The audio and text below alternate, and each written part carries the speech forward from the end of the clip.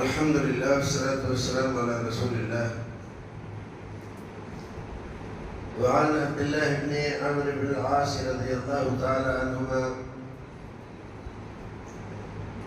قال رسول الله صلى الله عليه وسلم المسلم من سلم المسلمون من لسانه ويده والمهاجر من هجر ما نهى الله عنه متفق علیہ۔ برادران اسلام دینی بھائیو، رسول اکرم صلی اللہ علیہ وسلم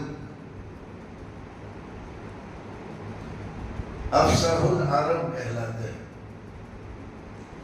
عرب میں سب سے زیادہ فصیح بلیغ کلام کرنے والے۔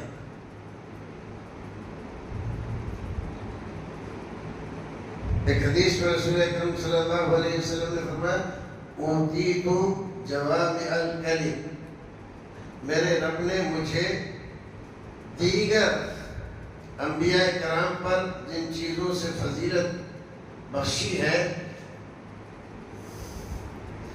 اس میں ایک فضیلت یہ ہے کہ مجھے جوامع الکلم عطا فرمایا گیا۔ جوامع الکلم کا معنی کیا ہے، اس کی تشریح کیا ہے، محدثین کرام نے بہت کچھ لکھا ہے، لیکن مختصر لفظوں میں اس کو یوں سمجھ لیں کہ لفظ تو تھوڑے ہیں لیکن معانی بہت زیادہ ہے۔ اگر اس کی تشریح کرو تو ایک کتاب بن جائے، اور اسی چیز کو رسول اکرم نے صرف 2 لفظوں میں بیان فرما دیا۔ کوئی اور آدمی اس چیز کو بیان کرنے لگے تو ناممکن ہے کہ اس بات کو، اس معنی کو بیان کر سکے۔ یہ اللہ رب العزت کی وہ نوازشیں اور عنایتیں تھی رسول اکرم صلی اللہ علیہ وسلم پر، جس میں اللہ رب العزت نے کسی دوسرے کو شریک نہیں کیا۔ اب ایک حدیث میں نے آپ کے سامنے رکھی ہے، حضرت عبداللہ ابن عمرو بن العاص۔ عمرو بن العاص بڑے جلیل القدر صحابی ہیں، فاتح مصر ہیں، اور ان کے بیٹے حضرت عبداللہ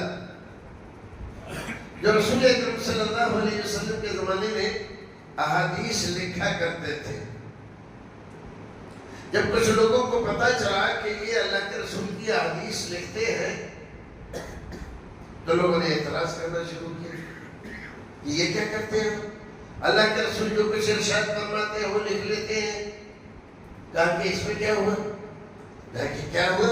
ارے اللہ کے رسول کبھی ناراض ہوتے ہیں، کبھی خوش ہوتے ہیں۔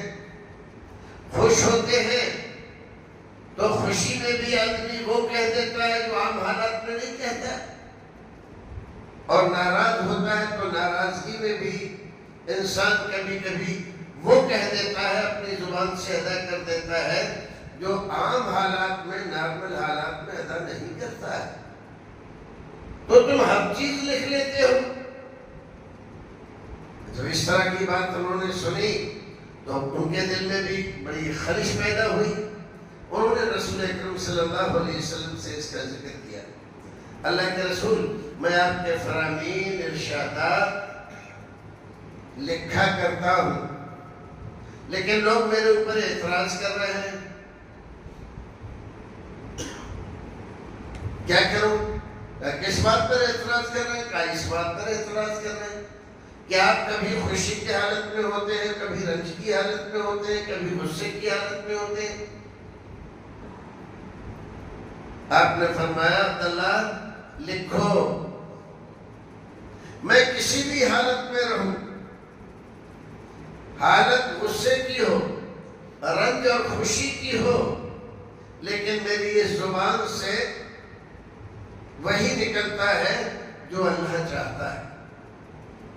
قرآن نے کہا وَمَا يَنطِقُ عَنِ الْهَوَىٰ إِنْ هُوَ إِلَّا وَحْيٌ يُوحَىٰ، یہ ہمارا نبی اپنی خواہش سے کچھ نہیں کہتا.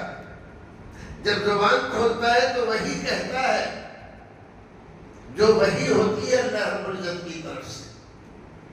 یہ خصوصیت کسی اور کو حاصل نہیں. اور اگر کبھی اللہ رب العزت کی منشا اور مرضی کے خلاف آپ کی زبان سے کوئی بات نکل جائے تو اللہ تعالیٰ فوراً آپ کو باخبر کر دیتا ہے. یہ بات مناسب نہیں. ایک واقعہ ہے کہ آپ شہد پینے کے لیے اپنے بعض ازواج میں سے کسی کے گھر جایا کرتے تھے. دیگر ازواج کو اس پر اعتراض ہوا تو انہوں نے آپس میں ایک مشورہ کیا کہ ان کے یہاں نہ جائیں. ایک لمبا واقعہ ہے. تو آپ نے یہ کہا کہ آج سے میں شہد نہیں پیوں گا. قسم کھائی. اللہ رب العزت میں یہ بات پسند نہیں آئی. فرمایا یا ایھا النبی لم تحرم ما احل اللہ لک تبتغی مرضات ازواجک. دیکھیے آسمان سے وحی آ گئی. آپ نے ایک بات منشاء الہی کے خلاف اپنی زبان سے نکالی. اللہ رب العزت نے اس کو جائز نہیں رکھا کیونکہ آپ کی حیثیت نبی و رسول کی ہے, اسوہ کی ہے. آپ اسوہ اور نمونہ بنا کر بھیجے گئے ہیں. تو اگر آپ کسی چیز کو اپنے اوپر حرام کر لیں گے تو ساری امت اس سے اجتناب کرے گی.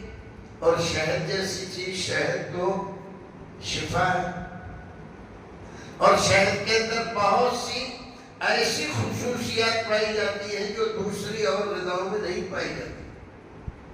تو اللہ رب العزت نے فوراً آپ کو متنبہ کر لیا. تو آپ نے اپنے قسم کا کفارہ دیا اور پھر شہد کھانا شروع کر دیا. بہرحال یہ بات تو لمبا ہے.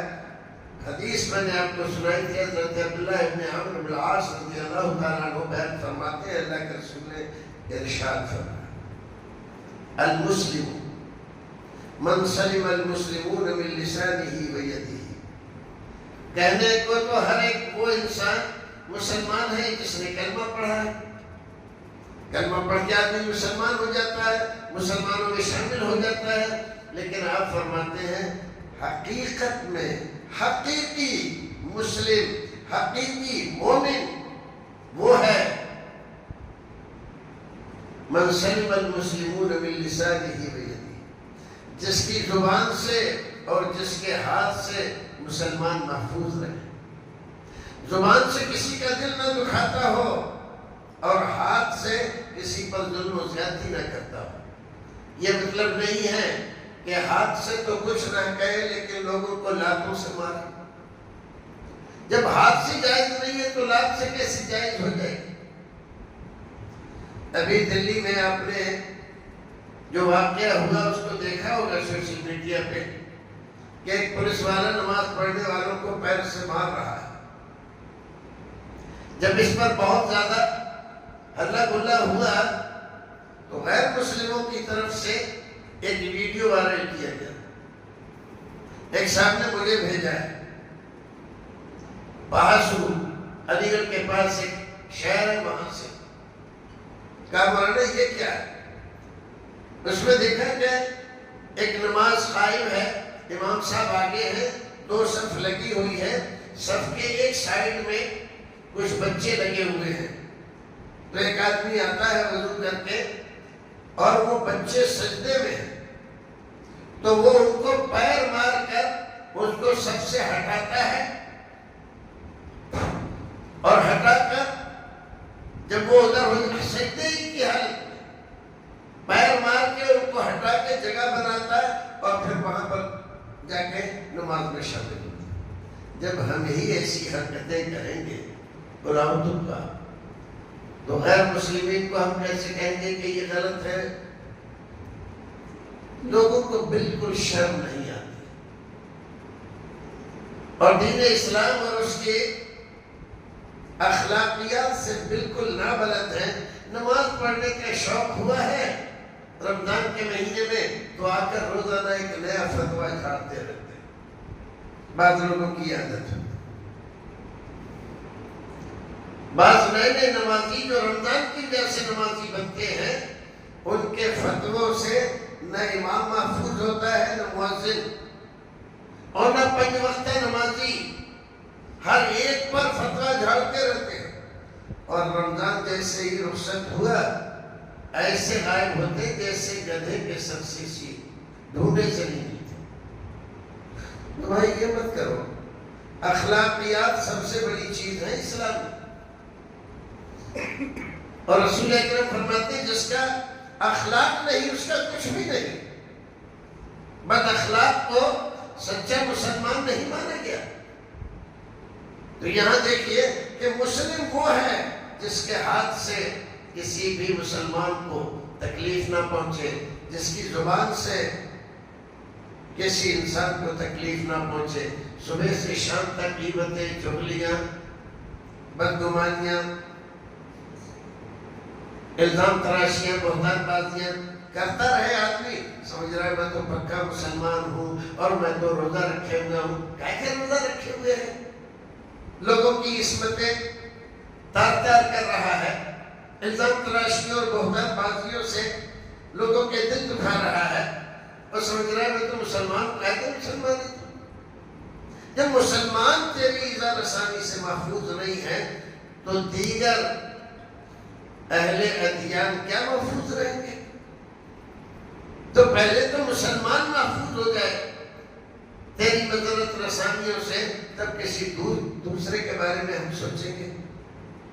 تو مسلمان کا ایک نیا مفہوم رسول اکرم صلی اللہ علیہ وسلم نے یہاں بیان فرمایا۔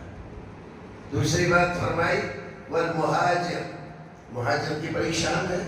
قرآن شریف میں اللہ رب العزت نے بہت ساری آیتوں میں مہاجرین کی تعریف فرمائی ہے، ان کے درجات بلند فرمائے ہیں۔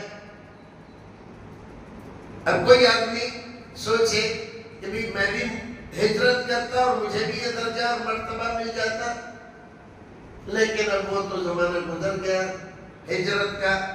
رسول اکرم فرماتے ہیں حقیقی مہاجر وہ ہے من حجر، حجر یحجروں کے معنی نہیں چھوڑ دینے، جو چھوڑ دے، صرف اپنا گھر چھوڑ کر دوسری جگہ چلا جائے، اپنے دین کو محفوظ رکھنے کے لیے، اللہ کی عبادت اطمینان سے کرنے کے لیے، اسی کو مہاجر نہیں کہتے۔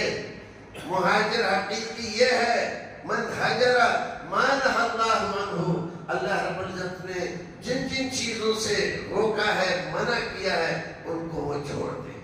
دیکھیے مہاجر کا ایک دوسرا نیا معنی رسول اکرم صلی اللہ علیہ وسلم نے بیان فرمایا۔ تو بھائیو، اگر ہم مہاجرت کا ثواب حاصل کرنا چاہتے ہیں تو اپنے آپ کو اور اپنے نفس کو پابند کریں کہ اللہ اور اس کے رسول نے جن چیزوں سے روکا ہے، منع کیا ہے، حد الامکان اس سے رکیں تاکہ یہ فضیلت ہمیں حاصل ہو۔ اللہ رب العزت ہمیں اور اپنے عمل کرنے کی توفیق عطا فرمائے۔